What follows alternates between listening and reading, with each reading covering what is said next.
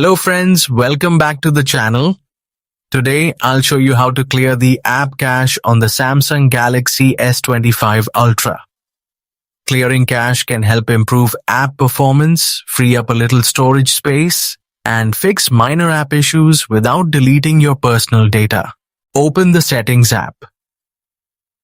The Settings menu is where you control most of your phone's features, including apps, connections, privacy, and security options. Next, scrolling and see the apps, sometimes called applications, and tap on it. Here you will see a complete list of all the apps installed on your device. Take a moment to scroll through the list and choose the app whose cache you want to clear. After selecting the app, you will see several options related to that application. Look for storage and tap on it.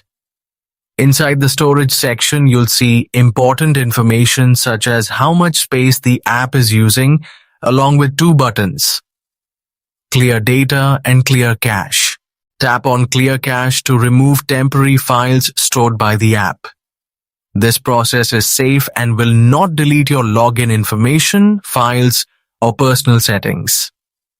If you want to clear cache for more apps, simply repeat the same steps for each one.